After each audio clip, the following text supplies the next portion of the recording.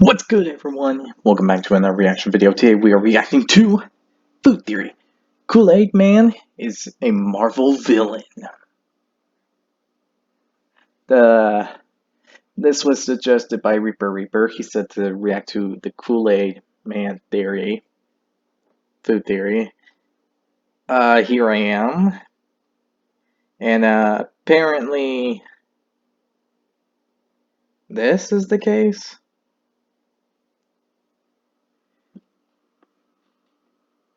It just says that he's going to be Marvel's next villain. I don't see how that's going to work. But maybe in 616 universe, but I don't think in the MCU.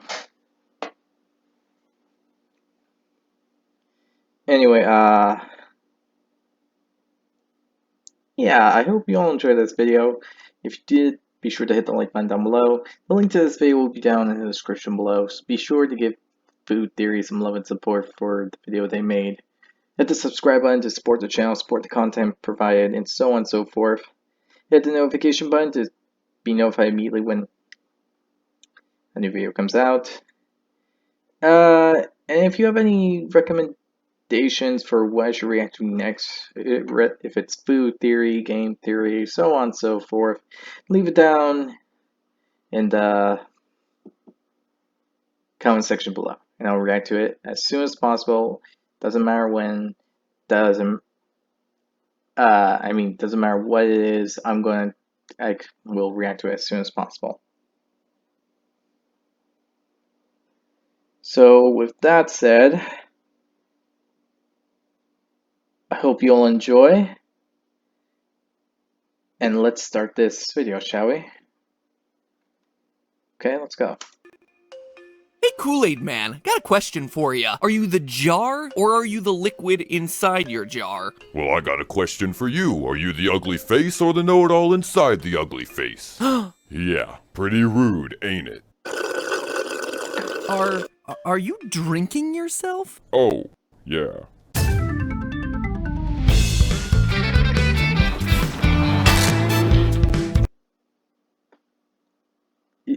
Is that considered cannibalism?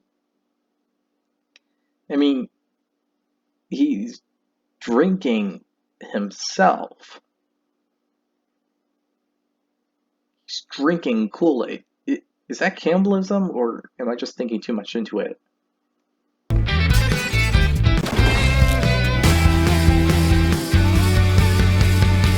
Cannibalism? Hello Internet, welcome to Food Theory, the show that feeds you the facts with plenty of punchlines.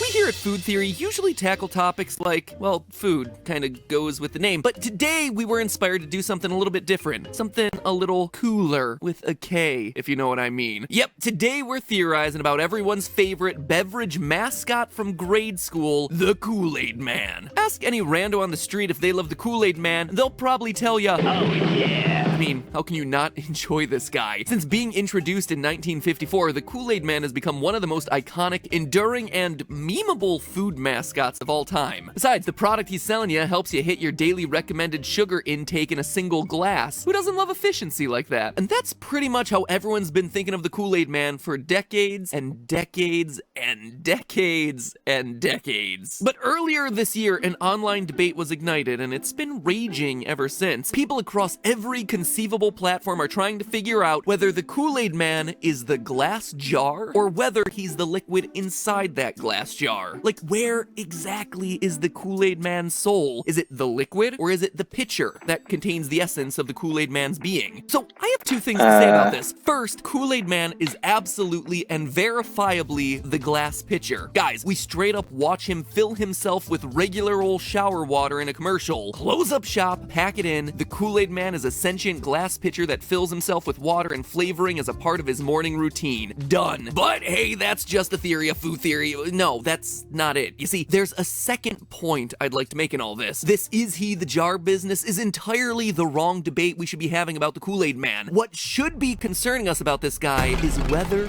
he can be stopped. Listen up and listen good, folks. Here's today's theory, and it's a doozy. The Kool Aid Man is low-key becoming the most unstoppable force in any known universe, and before long, he may just become the big villain of the next generation of Marvel films. And this isn't just some theoretical exercise where I'm gonna argue that the Kool Aid Man might one day join the Marvel universe if fans beg it to happen. I'm telling you that the Kool Aid Man is already in the Marvel universe, and fans better start begging for him to leave it yesterday. Otherwise, they're gonna— Wait, what? Okay, I'm calling bull. I don't recall him ever appearing. Unless you're saying he's magically the soul, not the soul stone, the reality stone. I don't buy it. That's complete BS. There is no way that can actually 100% happen, because I don't even recall him being in the Marvel Cinematic Universe. I've been in and out of Marvel because, you know, busy and all that after the whole Endgame, so I missed a couple of stuff, catching up on other stuff, and so on and so forth. So there is no way that he's in the Marvel Cinematic Universe. gonna have themselves a second Thanos on their hands, only this time he's also cool, refreshing, and filled with a whole lot of sugar. Consider this, the Kool Aid Man has been growing stronger and accruing powers for over 65 years. In 1954, he was merely a sentient juice pitcher and nothing more. His origins? Unclear, but in the mid-20th century, he was the size of a normal juice pitcher, and he was immobile on account of having no limbs. By 1975, however, that had all changed. The Kool Aid Man had evolved. He had somehow grown limbs, making him approximately the same height as everyday human adults. With his newfound mobility and strength, the Kool Aid Man went about making his mark on pop culture by smashing through walls and giving mysterious, unsolicited drinks to children. Oh yeah, Kool-Aid here, bringing you fun. Kool-Aid's got thirst on the run. Get a big, wide, happy ear-to-ear Kool-Aid smile. As a parent, I'm not sure that commercial would convince me to buy Kool-Aid for my kids, but hey, it was a different time. Fortunately, Was this really commercials back then? What the frick? That is so weird. Seriously, what? Why would they make a commercial like that? contemporary commercials are way less creepy. Something's happening in my mouth. Or not. Fast forward to this decade, and we can immediately see that the Kool Aid Man's evolution hasn't stopped. What's that? Some Kool-Aid liquid, squirt some into water, and boom, Kool-Aid. Okay, so his voice definitely isn't as good as it used to be back in his oh yeah days, but everything else about him has evolved, like his size. In the 70s, he may have been approximately 6 feet tall, but these days, he is absolutely towering over human beings. By my calculations, Kool Aid Man is 32% taller than the woman opposite him in this commercial from 2014. The average height of an American woman is 5 foot 4 inches, which would put the Kool Aid Man's height at just over 7 feet. Oh, and never mind the fact that the Kool Aid Man also now possesses the ability to straight up inhabit any non-living object that he desires. I'm gonna say that again because there's a good chance that the adults out there haven't checked in on the old Kool Aid Man for a decade or two. I repeat, 21st century Kool Aid Man can transform himself into any non-living object he desires and make it living. He's basically like, I don't know, Mystique for non-living objects? I mean, this ain't your grandma's juice pitcher with a Okay, one, I think it's way too looking into. The second, that's horrifying. That would mean I would have to look everywhere I sit and make sure there's no face there. And that's disturbing. face. For one thing, your grandma's juice pitcher is made of glass, and the Kool Aid Man is made of something not glass. How can we be sure? Because of this revealing moment. As anyone who's ever pulled this trick at a dinner party can tell you, that loud hum sound can't be achieved if a wine glass is made of everyday glass. It has to be made of crystal, because the resonant frequency, basically the frequency at which a given object naturally vibrates, of crystal glassware often falls within the range of human hearing. Now, does this mean that Kool Aid Man is made of crystal? I'm thinking it does, but more on that in a bit, because right now I want to get to our top story of the day. The present day Kool Aid Man possesses the ability to create portals that link dimensions together. Come on. Let's go. Plus, he's been gaining strength and powers non-stop for 66 years and shows no signs of slowing down. In fact, it's just the opposite. Dude could be immortal for all we know because he's gaining powers at an accelerating rate. And that's precisely what makes him so dangerous. Loyal theorists, there's no telling how powerful the Kool Aid Man might become if he goes unchecked. Now, at this point, you might be saying to yourself, so what, MatPat? Let the Kool Aid Man become powerful inside his isolated little Kool Aid universe. Well, that's precisely where you're wrong, Jack. Because get this, Kool Aid Man is part of the Marvel Universe. Yeah, that is officially canon. And we're not talking about some little cameo here either. In 1983, he got his own Marvel comic book series, The Adventures of Kool Aid Man. Consumers were encouraged to... That's a freaking thing? What? Why? Why would they make something like that? What? Why? I mean, come on. Why would Marvel make a Kool Aid Man comic book? That makes no sense. That's crazy and ridiculous. Mail in proof of purchase seals in order to collect the comics, which featured the Kool Aid Man battling evil creatures called Thirsties on Earth, throughout outer space, and even through time. This is not a joke. The Kool Aid Man is a superhero who saves Earth from thirst. Again, and I cannot stress this enough, this is Marvel canon. Here is the Kool Aid Man explicitly referring to the Amazing Spider-Man in 1983. I repeat, the Kool Aid Man's comic books link him to Marvel's mainline 616 universe, precisely the same Marvel universe as the Avengers, as Spider-Man, as the X-Men, as basically every other Marvel character you care about. Well, that's the 616's universe's fault. Not that I feel bad for them, sadly. I know some of you might like 616, but I don't know. It just seems like 616 is the most hypocritical universe there is. And there's a lot of hate that all the characters have for Spider-Man for no reason. Am I saying 616 Spider-Man is the most innocent? No, but he's more innocent than everyone else. Oh wait. I meant to say, is he innocent? He's technically not, because there was a time there was dark humor related to Spider-Man, but still, a lot of hate towards Spider-Man in 616. I feel bad for the Peter Parker there. I mean, he must have the worst luck.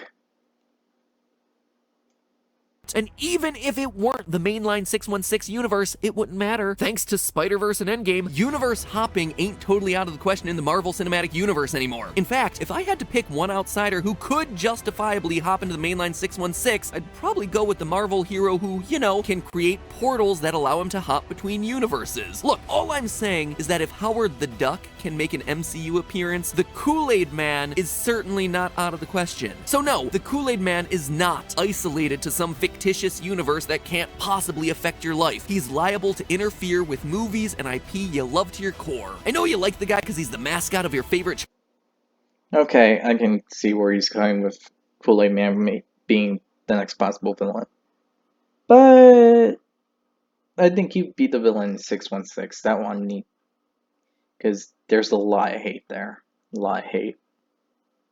And hypocrisy. And so much BS that it's ridiculous.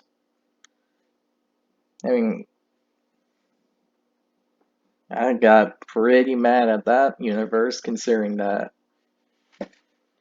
the superior spider incident.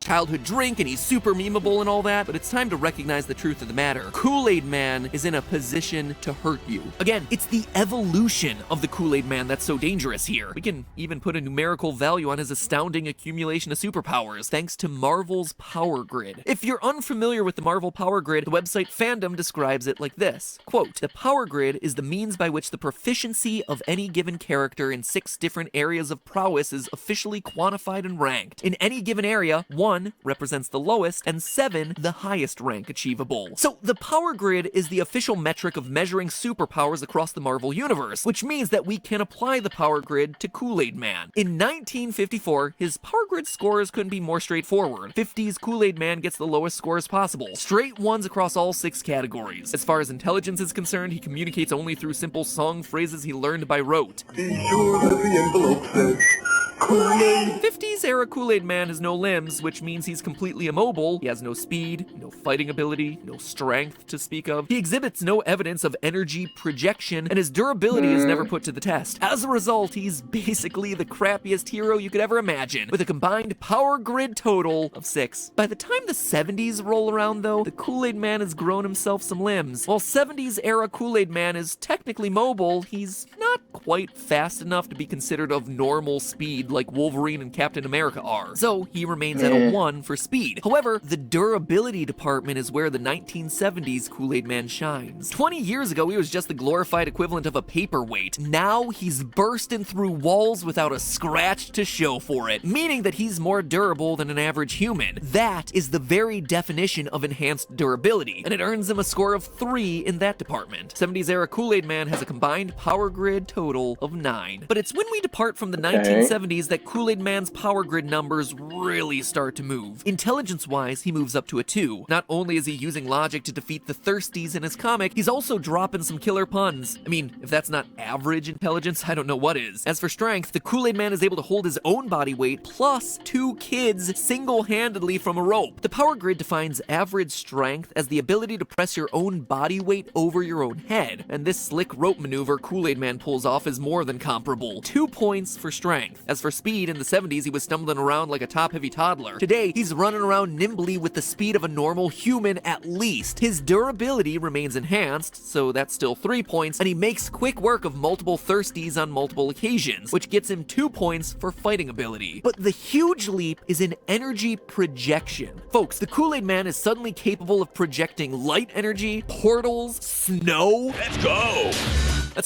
Okay. I get the point. Which, with each decade, he somehow gets even more powerful than before.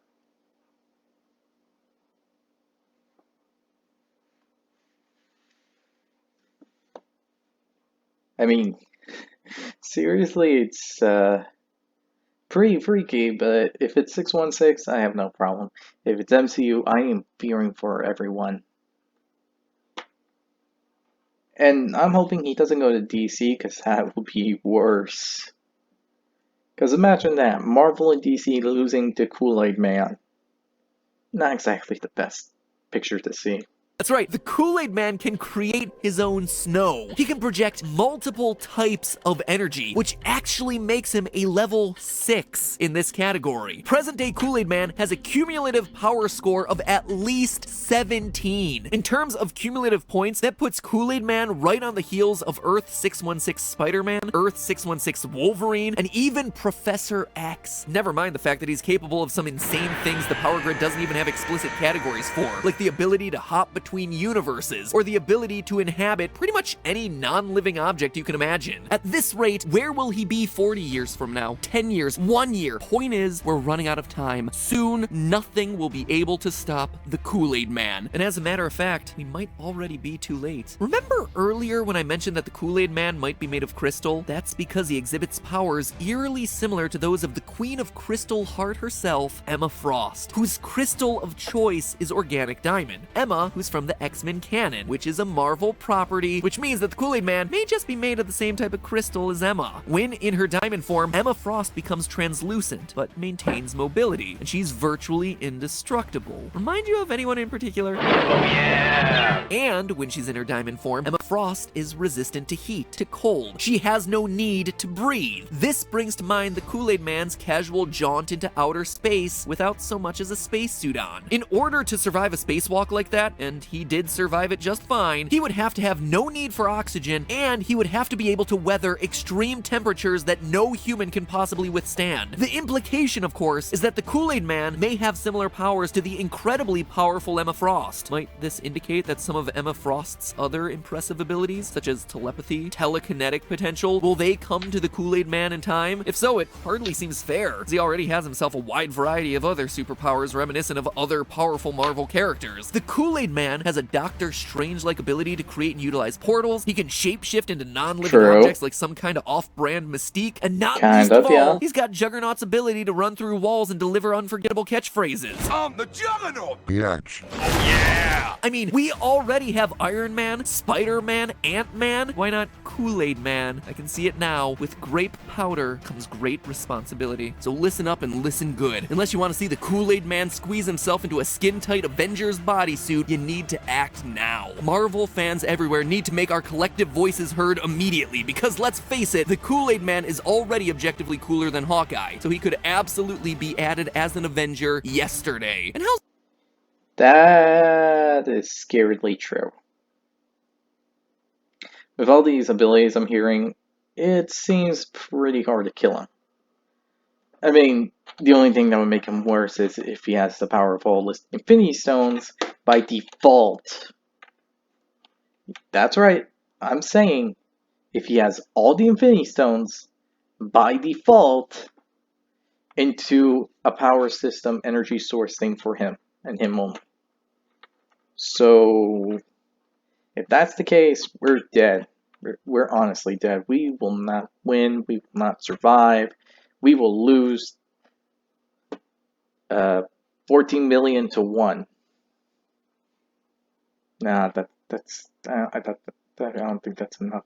15 million to 1. Nailed it. There we for some go. added nightmare fuel, Kool Aid Man could just as easily emerge as Marvel's most powerful super villain. It all depends on his psyche, I suppose. And who knows where that could be headed, given that he shares so many traits with one of the most powerful super villains in the Marvel Universe, Emma Frost. But that doesn't even matter, because there's already plenty of evidence out there that the Kool Aid Man has himself a dark side. Obviously, he's endangered children countless times over the years by bursting through load-bearing walls. Oh yeah! Oh yeah! Oh, yeah! He also seems to have a weird, uncontrollable Mr. Hyde thing going on when he comes into contact with the element neon. It's important for us to keep an eye on. Neon!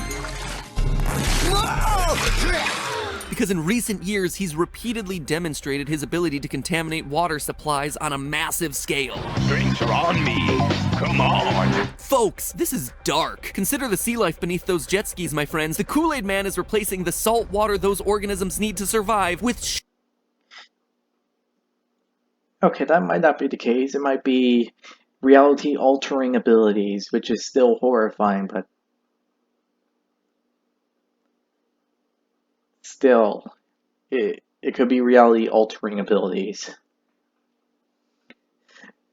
And, I don't know. I mean, Thanos managed to use the power of the Reality Stone mixed with the other stones just to make real stuff from reality. So, yeah. sugar water. They say serial killers often dabble in animal cruelty before they go on a killing spree. I can't help but wonder if that's what we're witnessing here. Oh, and let's not forget the time he straight up disappeared a girl in broad daylight. Again, for the people in the back, the Kool Aid Man just disappeared a girl like he's Doctor Strange's creepy alter ego, Doctor Stranger Danger. Now, was this a sinister act? Did he just send her to an awesome alternate dimension where Kool-Aid flows like wine? Frankly, I don't care, because the fact of the matter is that he can disappear people, and he doesn't bother to ask for their consent first.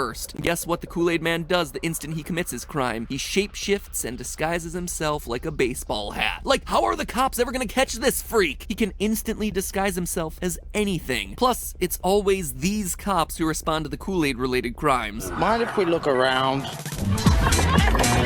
No!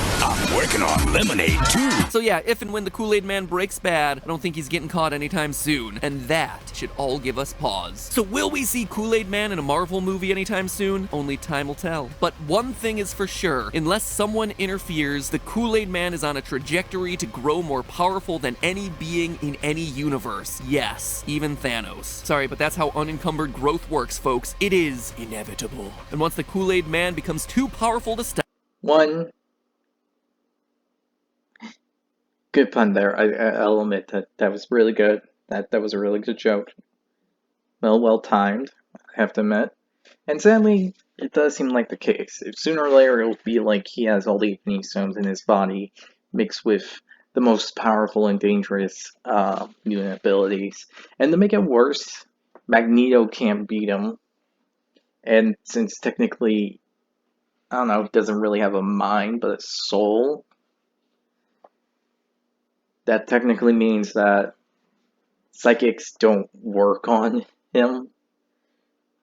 So, pretty unwinnable there, but Emma Frost is pretty immune when in her diamond form, if I'm correct. So, can still be so psychics are out, magnetic abilities are out.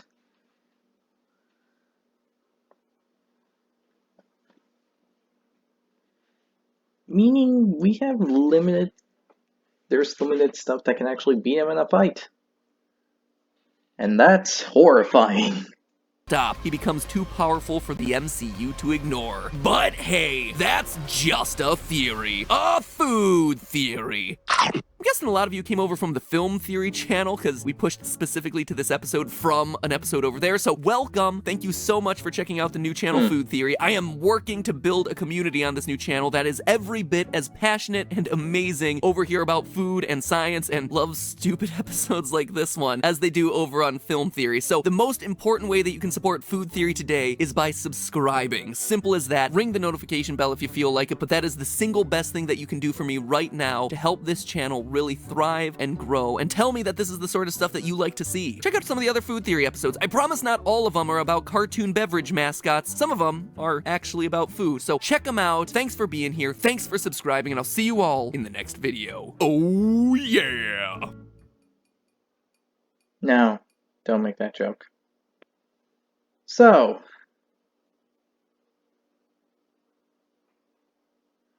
we're in a horrifying situation.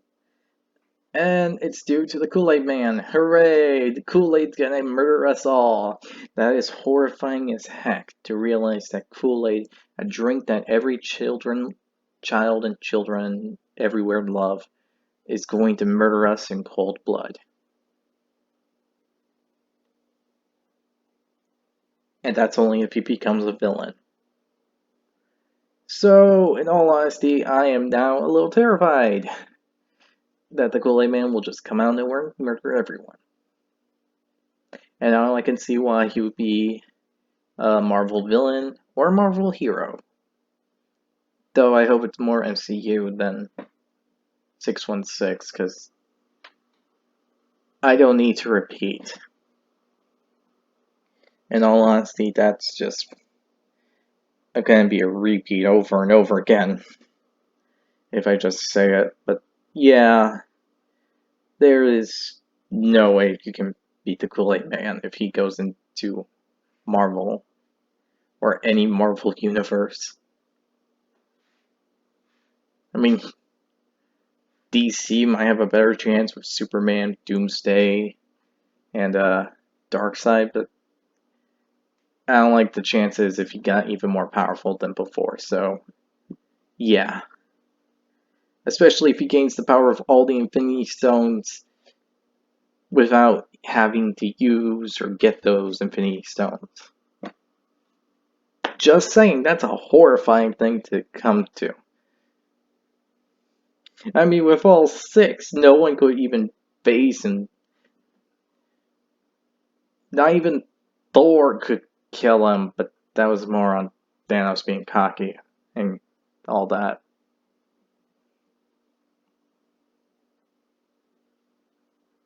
I mean, With just the Power Stone, Thanos managed to 1v1 the Hulk and win with little to no damage.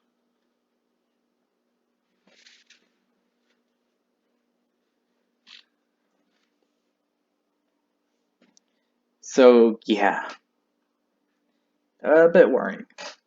Anyway, I hope you all enjoyed this video. If you did, be sure to hit the like button down below, hit the subscribe button to support the channel, support the content provided, and so on and so forth. Hit the notification button to be notified immediately when a new video comes out. Leave any video recommendations down in the comment section below. Again, the link to this video will be down in the description. With this all said, I hope you all enjoy, and I'll see you all next time. Bye!